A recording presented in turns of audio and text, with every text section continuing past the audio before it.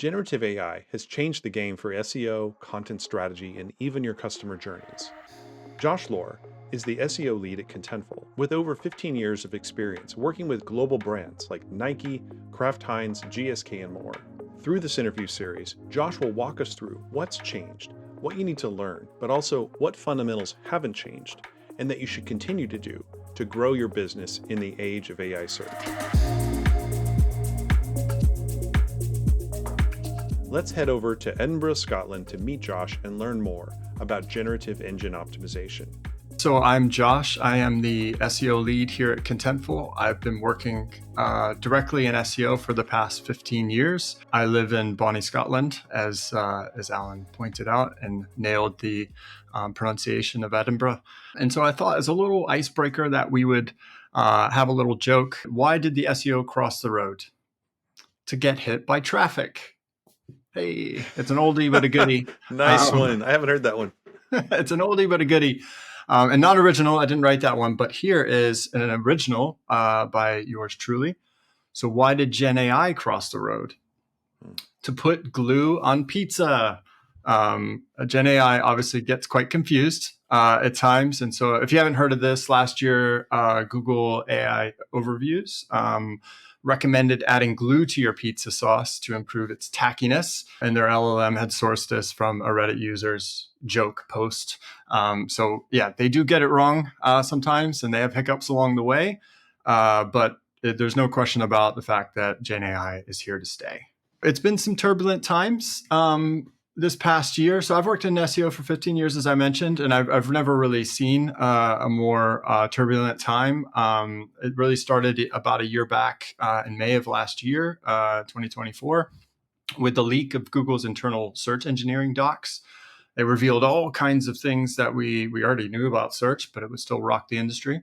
Then there was the introduction of AI overviews. Followed by that, there was algorithmic and spam updates. They absolutely murdered independent publishers and affiliates. And then, finally, we had to the tail end of last year with ChatGPT search had an official release. And then more recently, early this year, we had AI mode, Google's AI mode launch, which we'll talk about. But yeah, for me, it harkens back to the days of keyword not provided, probably back in 2011. We're going way back. It was the last time SEOs properly lost their minds when Google took away our keywords from us. And they still have never given them back.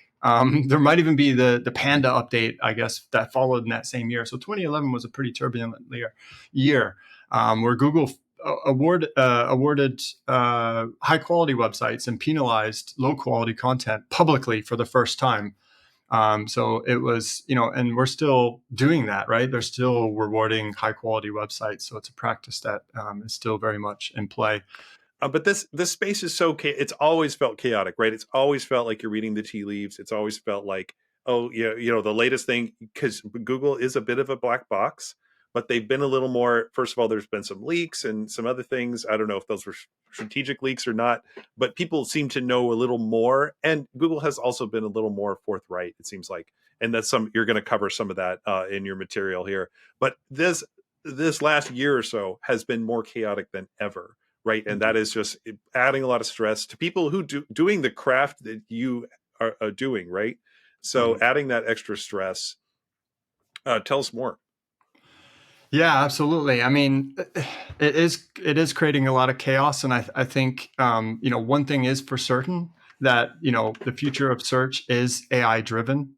We need to get used to that. But I think what we can dive into a little bit is, what tactics do we need to employ? What tactics are we already employing that are effective for GEO?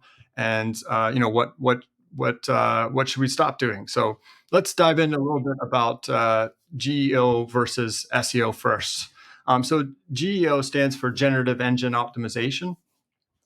Or it's also called, the industry hasn't fully decided, AEO, Answer Engine Optimization. And really, this is about optimizing an entity or a brand for visibility in the Gen AI results. SEO, on the flip side, is about optimizing content for visibility in organic search results. So what really differs here is what's being optimized where it's being optimized and what the desired outcome is, and which in the case of GEO depends on where it is, whether it's in a chatbot or if it's in a Gen AI search result. So how did we get here? So there's no question that GEO has fully disrupted the traditional organic search results. And there's a lot of speculation that AI tools are reducing our Google's dominance in search. So we should talk about if there's any truth in that. But first, let's kind of talk about how we got here. So we'll go back in time. And I love this, and I'm not going to take credit for it. Will Reynolds from Seer Interactive, honestly, one of the greatest minds in search. So follow him on LinkedIn if you're not already. He shared this analogy. So this is Yahoo back in 2005, and this is the year that they lost search market to Google. So a really big moment in search. And why? It was, simplicity. So Google was all about the simplicity and providing fast answers. So maybe you remember Google used to show you how many milliseconds it took to get the result. This allowed them to take the dominant market share from Yahoo for the first time. So there was none of the horoscopes and the personals and the banner ads and stocks and stuff that took up loads of space in the search results. So 20 years later, in 2025, ChatGPT is pulling Google. So Google filled their search results with intrusive ads and widgets and more. It's super cluttered and often full of results that don't answer our questions. So, users find friction just trying to figure out like where to click. What's old is new again. It's almost like these cycles of experience design, continue to go. And now we have a new upstart, basically a whole new upstart concept. So not just a competitive, Yahoo versus Google, two different websites. Things were kind of the same, right? But this is like a completely, different paradigm, right? That they're doing, just starting with text, right? It gets back to that simplicity. But one thing that I'm definitely hearing is that in spite of this, which is, it's definitely drawing a lot of attention, also a lot of funding. OpenAI just had a massive round. I think the biggest round of funding ever closed, right? In the billions, tens of billions. But Google is still relevant, correct? In 2025 and beyond. Yeah, I mean, even though the chat bots do provide this simple and fast answers that kind of we've come full circle. Google's no fool. They know they have a problem on their hands, and they are quick to have an answer for it. So let's take a closer look to see if if these chatbots are gaining any ground on Google. ChatGPT specifically certainly has a mountain to climb in order to even compete with the search behemoth that Google is. The research so far is showing that there's no evidence that the vast number of searchers are abandoning Google for ChatGPT or other engines. Google drew over 30 times more visitors than ChatGPT in this time. And if you compare the number of searches, Google had more than 14 billion searches per day compared to ChatGPT's 37 million searches per day. So that's about 373 times the number of searches as ChatGPT. You're saying we can't ignore Google yet, right? So it's fair to say that for customers, for people who are building digital experiences, right, today, so Google is still the giant, the gorilla in the room. It's still important to follow a lot of those guidelines so that you can have a successful business, help your customers find your stuff, right? So that's still an important thing, and we can't ignore that yet. Absolutely not. Absolutely not. So let's break down SEO and GEO and understand how they differ. There's key differences to acknowledge, but there's also key similarities. So let's first talk about what's different. So with search experience, SEO is designed for a single query. Someone searches, they find an answer, and then they click through. With GEO, the LLM is anticipating the user's next question, so they chain multiple queries together into that response. So the result is context-rich, multi-step answers. Essentially, they're a step ahead or more than traditional searches. So there's a lot more value there for the user. With referring traffic, so for SEO, this is much higher quantity, but the quality varies. So for instance, based on the search intent, it's where they are at in their buying journey. They might just be beginning the research phase. So, click through, they bounce right back. For GEO, there's a belief that the quality of the traffic is much better. It's because it's pre-qualified from the search experience, meaning the user has already done their research in the LLM, and thus they convert much better. So the click-through rate, right? So if we talk about coming from the search results, it's about 8.5% from Google organic search. So at the top end, if you're ranking number one, it's as high as 40%, and if it's by the bottom of the page, it's down to 1.5% and non-existent on the second page of Google search results. Often we joke and say that's where you hide dead bodies. On the flip side, if you're in a chatbot environment, the user behavior is contained, so the CTR drops to less than 1%. So thus, it equates to less referring traffic from geo. So AI search sends a bit more referrers, but is still 91% less than traditional search, and chatbots are 96% less than traditional search. As a result of this dwindling referring traffic, we need to measure differently. So, however, there's no indication though that demand is shrinking too.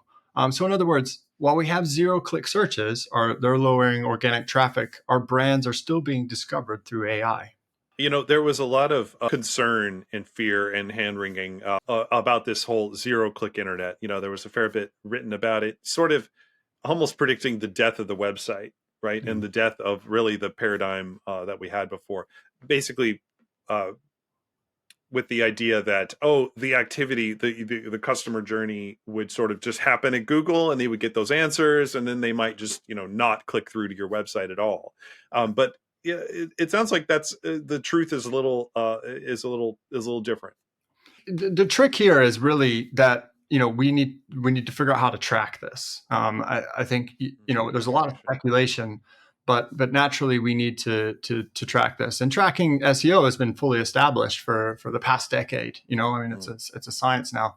Tracking generative engine optimization is an entirely new territory, and all the solutions are all over the place right now. But that will consolidate and coalesce into a uniform tracking. But we just don't know how long that's going to take. In the meantime, we need to measure deeper pipeline metrics and share of voice within those LLMs. And that we have the ability to do that now. But there's also a lot of talk about the rise in branded searches at the same time. So this, if we're able to measure that, then it shows that your visibility across the search landscape is successfully creating demand. So we really just need to change our tracking, the way we measure. But the bottom line is that traditional search is designed to give results, whereas generative search is designed to give an answer. And so depending on the search intent, they both have their value, but there's a possibility that searchers get more comfortable or prefer getting an answer for their query rather than getting results in the future. And this would mean generative engine optimization becomes the dominant. Let's take a moment to recap. Josh walked us through the history of SEO and highlighted some of the challenges that AI-powered search experiences have had. We learned that in spite of the many new players in the generative AI search landscape, that playing Google's search engine game is still critical for marketers. We looked deeper into the key differences between SEO and GEO, and Josh helped us understand how to attribute and measure your content in these new customer touchpoints. In our next episode, Josh will walk us through the content strategy implications, give us a tour of the different LLM search players and how they differ, and look at how to maximize your brand mentions through methods old and new to achieve results in the new search landscape. Join us for part 2, coming up next.